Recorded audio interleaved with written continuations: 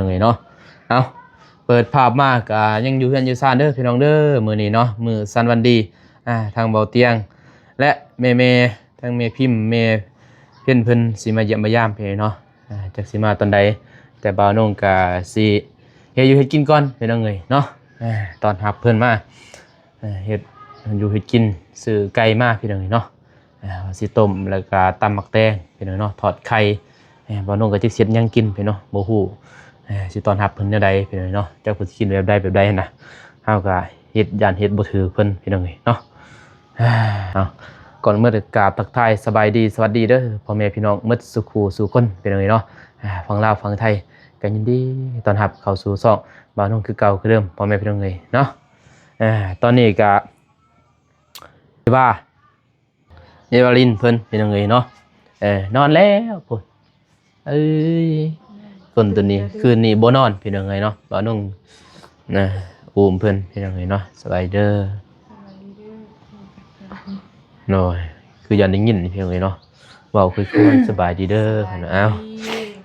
พี่น้องเอ้ยเนาะจับแน่ๆเฮ็ดอยู่เฮ็ดกินก่อนพี่น้องเอ้ยเนาะโอ้ยหุงข้าวว่าสินึงเขากะเห็นบ่ใจบ่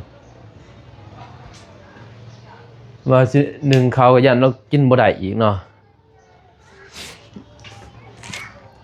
ก็เลยว่าสิดังไฟเฮ็ดกินก่อนพี่ซื้อไก่โอ้ซื้อไก่ซื้อกา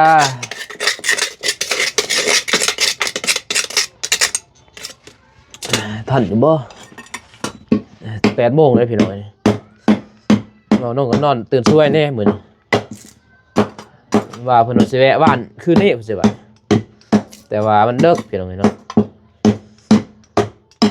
ตื่นช่วยย้อนน้องเอวานี่แหละบ่ได้นอน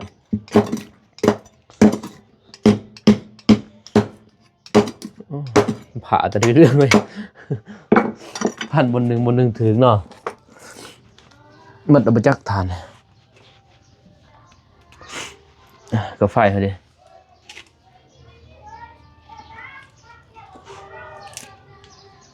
หายเลยกับไฟเขาเนาะบอกว่าเมาอีกก็เอาใหม่ๆเลยใหม่ๆวะแล้วเบาอีกปะอีกเสี้ยเพื่อนเองนี่ก็ไฟพี่น้องเลยเสียตลอด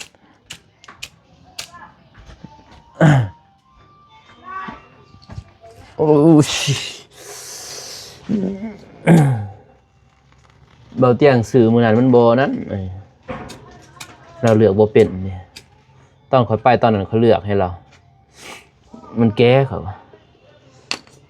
เลือกโบเป็นโบได้ได้พี่น้องมันโบมีฮอตน้ำมันสัมเดี๋ยวน้ำมันมันมืดมันนอแมนยูเป็นแกนแมนบ่แต่ว่ามัน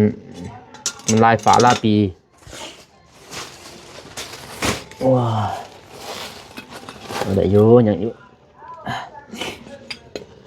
โอ้เจ็บเว้ยโอ้เจ็บ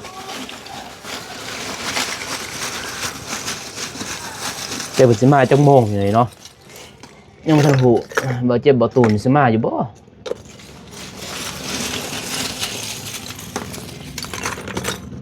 เรือนอนอยู่นั่นบ่มันนอนอยู่เพื่อนน้องเป็ดบ่ฟาร์มรีสอร์ทบ่มืดเลยนอนกันมืดบ่จ๊ะ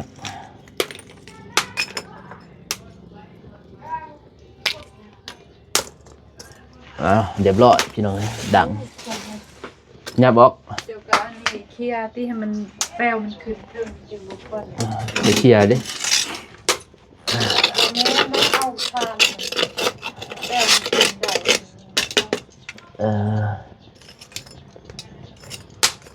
โอ้ได้อยู่อันนี้ก็ได้แล้ว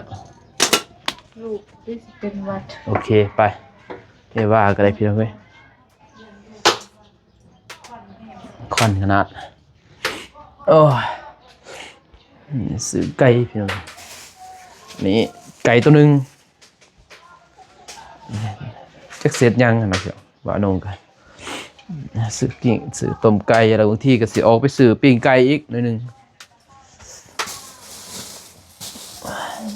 แล้วก็สิปรุงยันซื้อมา ขวัญลูกเด้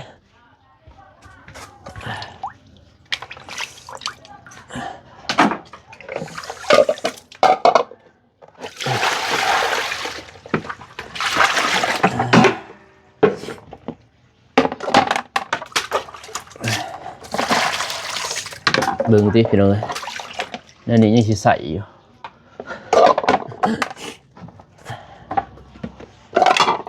ปวดโผล่เด้เอากันดิ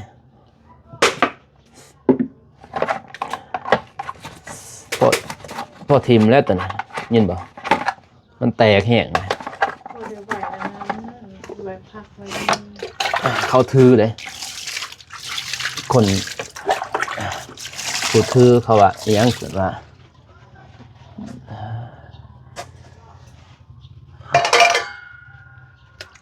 เขาว่ามันบอดี้นะมันแตกนะเจ้ามันบอดี้เข้าใจป่ะมันแตกเด้มันบอดี้นะโอ้เน่มากเลยมื้อนี้สร้างไปบ่ไปมันบ่พอแล้วให้เพิ่นโทรมาจ้ะบ่สิให้พอไปส่งนะจะบ่พอบ่น้องนี่เบิ่งก่อนพี่น้องเนาะ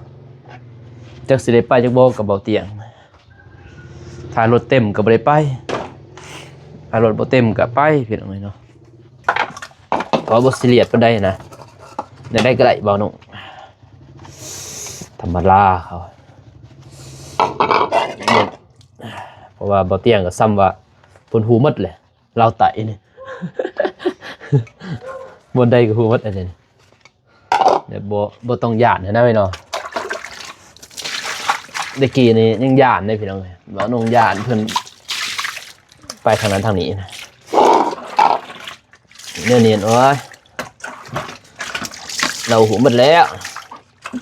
เดี๋ยวไตก็เข้าหูหมดเลยล่ะเมื่อกี้ยังบ่ทันหูได้แม่นบ่แม่นอยู่เราคนดังนะแต่ว่าบางคนเขาคนเฒ่าคนแก่เนาะเขาบ่ได้เบิ่งแม่นบ่เขาจะบ่ฮู้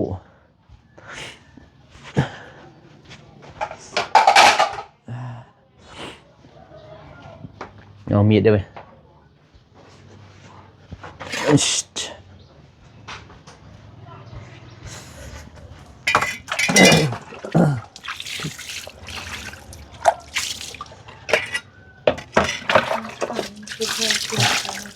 แม่เด้ฮะละหมายดิ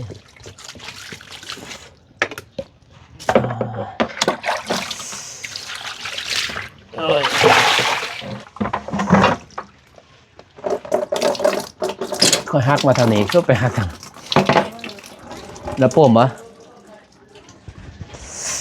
ปมน้ำก่อนพี่น้อง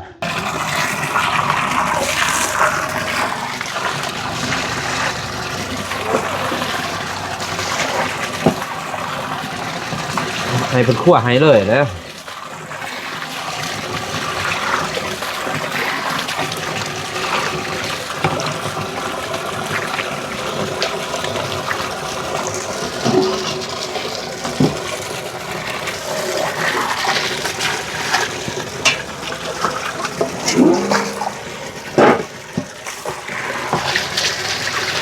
โอ้อุ่นดีเลยอาบในเรื่องอยู่อาบตอนเสาร์ในเรื่องเป็นยังไงน้ำอุ่นดี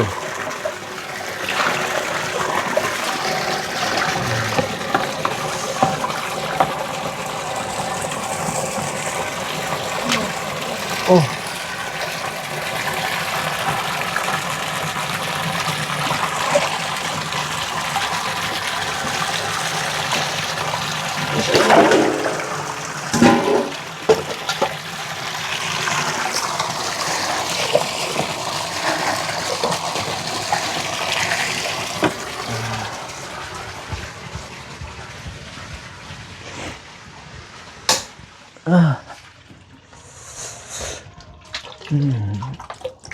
เฮ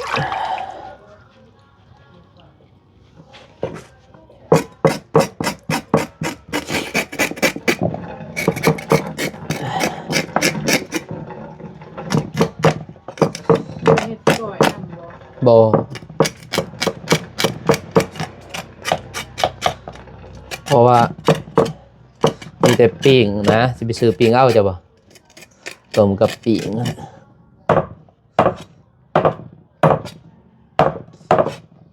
เพราะว่ามันบ่มีเฮ็ดผู้เดียวยังบ่ทันนะจ้ะบ่พี่น้องเอ้ยมาลงเฮ็ดคนเดียวบ่ทันแล้ว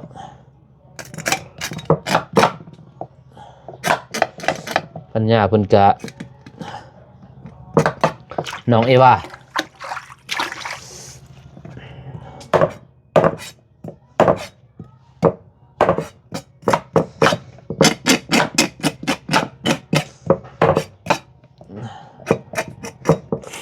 แจ็คเสียนยังกินพี่น้องบ้านน้อง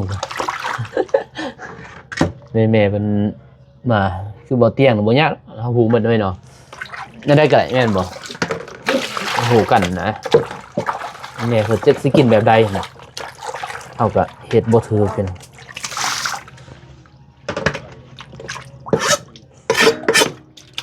เฮ็ดต้องกินบ่ถือนี่บ้านน้องก็สิ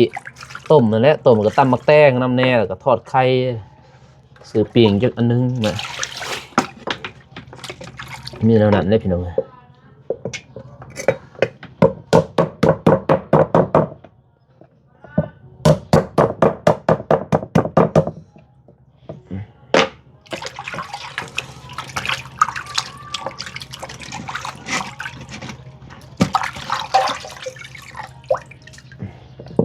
เขาคั่วให้เขาเดี่ยวเลยเนาะ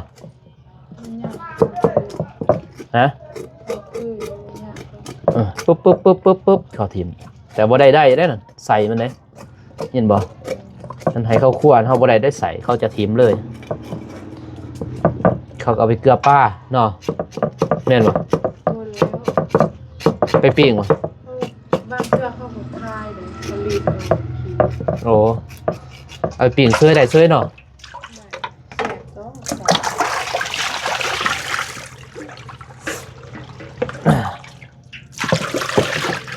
น้ำมันเนี่ยตัดทีมือเนี่ยไก่ตัวนี้บ่มีน้ำมันไปได้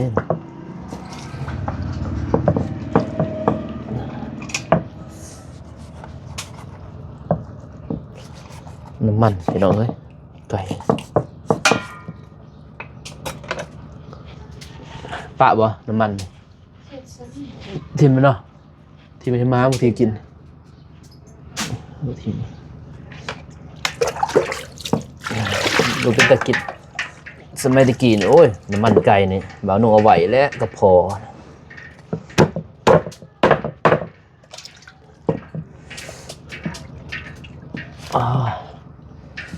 ไม่ได้ข้างหัวใส่เลย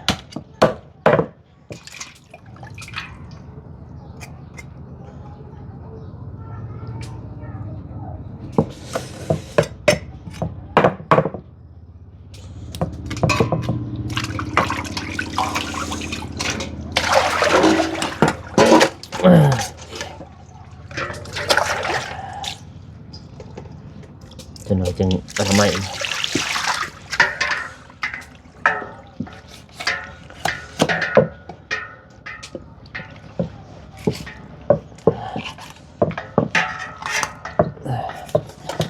ตัว100,000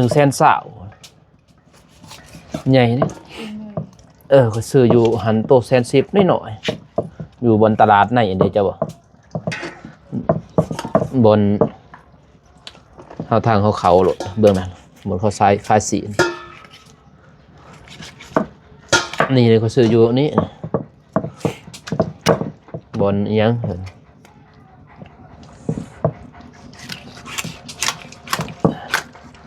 บนทางเขาเลยเนาะแม่นบ่อย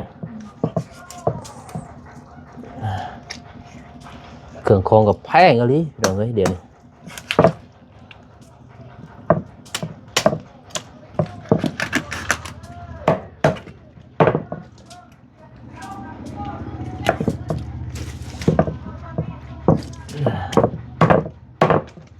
แล้วตัวนี้ เอาไว้แล้วปีกแซ่บ น้ำมันนะ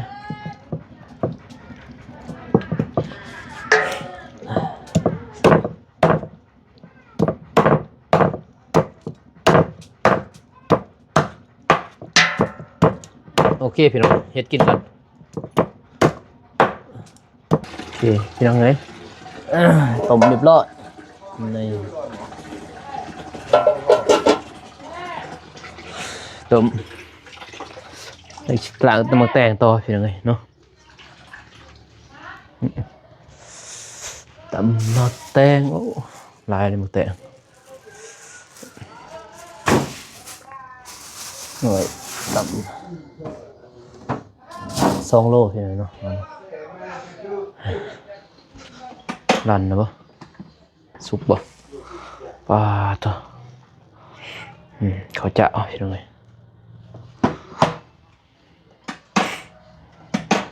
หนึ่งเขาเหนียวบริหนึ่งพี่น้องเอ้ยเนาะเห็ดเขาจับเอามีแต่รอพูดแหละเบาเตียงมาพี่น้องเนาะสุกเกลือผู้ดีงามต้มแซ่บขึ้น โอเคพี่น้องเอ้ยเนาะมาน้องกะสีอาบน้ำในก่อนเนาะเพื่อรอทาทางเบาเตียงเพิ่นมาอาบน้ำในเรียบร้อยแล้วก็ตำหมักแตงทอดไข่ไว้พี่น้องเนาะเพิ่นมากะเกี่ยงกินเลยพี่น้องเนาะเฮ็ดห้องกินห้องนอนพี่เนาะตอนหับเพิ่นอย่างเต็มที่เพิ่นมาทางใดบ่น้องกะเฮ็ดเต็มที่พี่เนาะเพื่อเฮาบ่ได้ซอยหยังได้พี่เนาะนี่ก็ปีใหม่พี่เนาะถือว่าเพิ่นเป็นบุญคุณอันใหญ่หลวงบ่น้องก็มีหยังสิมอบให้เพิ่นมีแต่อันนี้แหละเวลาเพิ่นมาพี่เนาะบ่น้องกะแต่งอยู่แต่งกินพี่เนาะรับตอนเพิ่นกินข้าวกินน้ำอยู่เฮือนอยู่ซ่านพี่เนาะทุกมื้อที่บ่นุ่งตอนน้องอีว่าเพิ่นเกิดพี่เนาะแต่ตอนนี้น้องอีว่าเกิดแล้วก็มันยากๆหน่อยนึงพี่เนาะบ่นุ่งก็บ่ได้เฮ็ดของกินให้เพิ่นบางทีก็ตอนแรกบางทีก็ตอนเช้าเฮ็ดนั่นน่ะพี่เนาะบางทีก็บ่ได้เฮ็ดช่วงน้องอีว่าเกิดนั่นแหละแม่พิมพ์นำแน่พี่เนาะแม่พิมพ์เพิ่นก็มีบุญคุณหลายต่อบ่าวนุ่งพี่เนาะเพิ่นก็ซื้อเครื่องซื้อของซื้อแล้วก็ซอยเหลือทางบ่าวนุ่งนำแน่พี่เนาะตอนแรกๆที่บ่าวนุ่งเฮ็ด YouTube เกินว่าเป็นสายบุญเพิ่นก็ซอยคือราคาน้ำมูกน้ำมันการแจกเครื่องแจกของทางลาวใต้เพิ่นก็ซอยหลายพี่เนาะบ่าวนุ่งก็บ่มีหยังมอบให้มีแต่ต้อนรับอย่างเต็มที่พี่เนาะผิดพลาดประการใดขอโทษขออภัยเด้อนำแม่ๆเพิ่นเนาะที่บ่าวนุ่งต้อนรับบ่เต็มที่เนาะถ้าว่าผิดพลาดขอโทษขออภัยนำแม่พิมพ์แม่เพิ่นพี่เนาะคงอยู่คงกินบ่าวนุ่งก็จักสิเฮ็ดได้พี่เนาะบ่าวนุ่งก็บ่เคยพี่เนาะมี FC ฝั่งไทยเพิ่นคือว่าแม่ๆเพิ่นมาเยี่ยมมายามคือว่าฮอดบ้านเพื่อนบ่าวนุ่งพี่เนาะบ่าวนุ่งก็ทำตัวบ่ถูกพี่น้องเอ้ยเนาะ โอเคพี่น้องเนาะคลิปนี้บ่าวนุ่งก็สิจบเพียงเท่านี้ก่อนพ่อแม่พี่น้องเอ้ยเนาะบ่าวนุ่งก็สิหาอาบน้ำในก่อนพี่เนาะตอนนี้ก็เวลา8 โมงปลายพี่เนาะ9 โมงยังแล้วประมาณ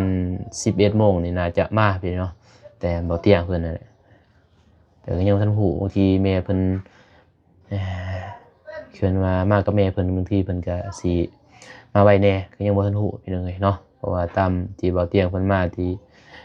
แรกๆที่เพิ่นมาแต่กับน้องเมฆเพิ่นก็สิมาประมาณ11 12พี่เนาะ12 โมงเพิ่นมากินข้าวกินน้ำแล้วจึงออกเดินทางไปแจกเครื่องแจกของคือมื้อนี้คือกันเนาะก็ยังทันฮู้